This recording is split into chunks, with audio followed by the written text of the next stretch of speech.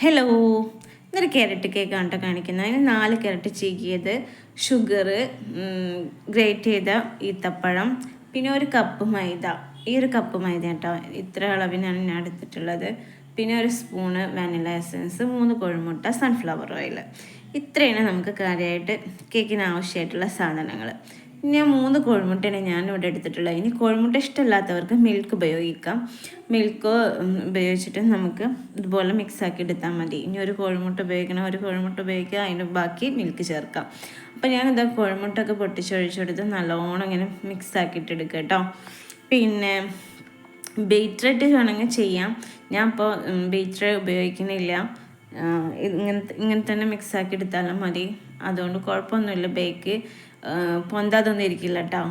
ഞാൻ എപ്പോഴും ഈ കേക്ക് നമ്മളെ വീട്ടിലുണ്ടാക്കുന്നതാണ്. ഞാനൊരു ബേക്ക് ചെയ്യുന്ന ഒരാളൊന്നുമല്ല, പക്ഷേ ഇങ്ങനെ ഈ ക്യാരറ്റ് കേക്ക് എപ്പോഴും നമ്മളെ വീട്ടിലുണ്ടാക്കും. അപ്പോൾ ഇതാ ഞാൻ ഷുഗറൊക്കെ ഇട്ട് നല്ലോണം മിക്സാക്കി എടുത്തിട്ടുണ്ട്. അതിലേക്ക് ഒരു പിഞ്ച് ബേക്കിംഗ് സോഡ, പിന്നെ ഒരു 1/4 ടീസ്പൂണോളം ബേക്കിംഗ് പൗഡർ ഇതിട്ടിട്ട് നല്ലോണം മിക്സാക്കിയിട്ട് എടുക്കുക. പിന്നെ മിക്സാക്കി എടുത്തതിന് ശേഷം ഞാൻ എന്താ ഒരു 1/4 ടീസ്പൂൺ വാനില എസൻസ് ഒഴിച്ചു കൊടുക്കുന്നുണ്ട് കേട്ടോ. 1/4 ടീസ്പൂൺ വാനില എസൻസ് ഒഴിച്ചിട്ട് വീണ്ടും നല്ലോണം മിക്സാക്കി എടുക്കുക. എന്നിട്ട് അതിൻ്റെ ശേഷം നമ്മളിതാ കുറേശ്ശെ മൈദിട്ട് ഇളക്കി എടുക്കുക കേട്ടോ. കുറേശ്ശെ ആദ്യം കുറച്ചിട്ടിട്ട് വീണ്ടും അത് നല്ല മിക്സായിട്ട് പിന്നെ അടുത്ത ഇത് ഇട്ടെടുത്തിട്ട് പിന്നെ വീണ്ടും മിക്സ് ആക്കിയിട്ട് എടുക്കുക. പിന്നെ ഈ കേക്ക് നല്ല ടേസ്റ്റാണ് കേട്ടോ.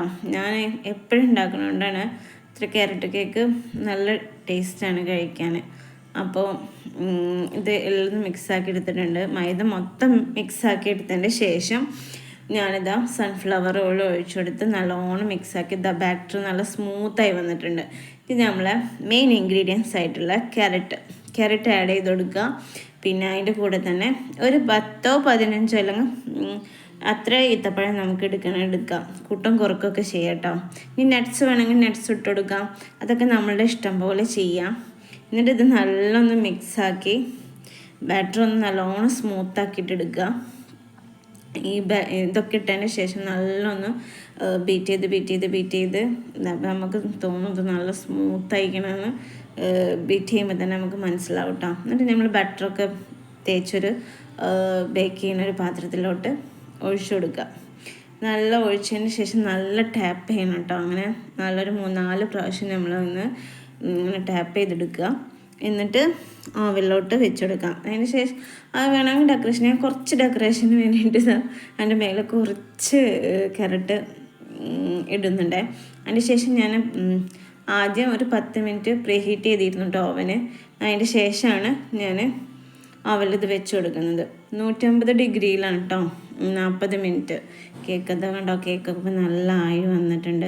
നമ്മളിങ്ങനെ സ്പൂൺ കൊണ്ട് പിന്നെ കുത്തി നോക്കിയാൽ നമുക്ക് മനസ്സിലാവും. അതിമ പിടിക്കുന്നുണ്ടെങ്കിൽ അതായിട്ടില്ല എന്നാണ്. ഒന്നും ആയിട്ടില്ല എന്നുണ്ടെങ്കിൽ ഇത് കറക്റ്റായി റെഡി ആയിക്കണമെന്നാണ്. അപ്പം ഞാൻ ഇതൊക്കെ ഒന്ന് ഫോൾഡ് ചെയ്ത് കട്ട് ചെയ്ത് എടുക്കുകയാണ്. അപ്പം നല്ല ടേസ്റ്റുള്ള കേക്കാണ്. എല്ലാവരും ട്രൈ ചെയ്യുക, ലൈക്ക് ചെയ്യുക. അപ്പോൾ ഓക്കെ, ബൈ.